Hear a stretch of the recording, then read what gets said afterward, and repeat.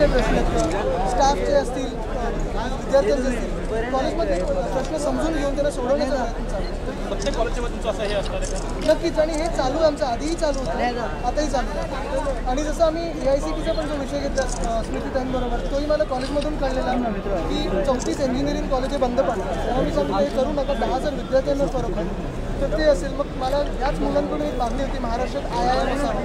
तर हे सगळे जे विषय आहेत कॉलेजमधून येतात ती मागणी दिल्लीत केलेली ॲम्बिशन तशी खूप मोठा आहे. अनेक लोकांना ॲडमिशन मिळत नाही काही करतात.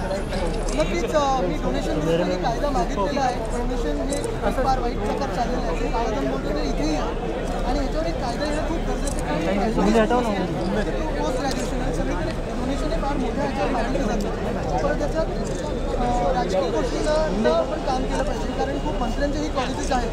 तर प्रत्येक कॉलेजवर तुम्ही बघितलं पाहिजे की डोनेशन आहे की नाही. डोनेशन तुम्ही कोणाकडून घेताय, विद्यार्थ्यांकडून घेताय, कॉर्पोरेट्सकडून घेताय, सगळं आहे.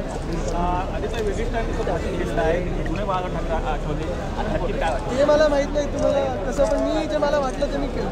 लोकसभेतील यश लक्षात घेता विधानसभेतील मिशन काय असणार आहे? किती आमदार? आम्ही सांगितलेलं की अर्थात शिवसेना भाजप महायुतीची सत्ता येतच आहे, पण शिवसेनेसाठी अर्थात सगळे जसे पक्ष एकत्र स्वतःचं काम करतात तसं शिवसेनेसाठी आम्ही मिशन 150 150 आमदार याचं काम चालू आहे. भाजपच्या पदाधिकाऱ्यांच्या मिटिंगमध्ये तिथल्या पदाधिकाऱ्यांनी हे केलं की साहेबांनी सांगितलेलं आहे ते मला वाटतं तीच प्रतिक्रिया. ठीक आहे.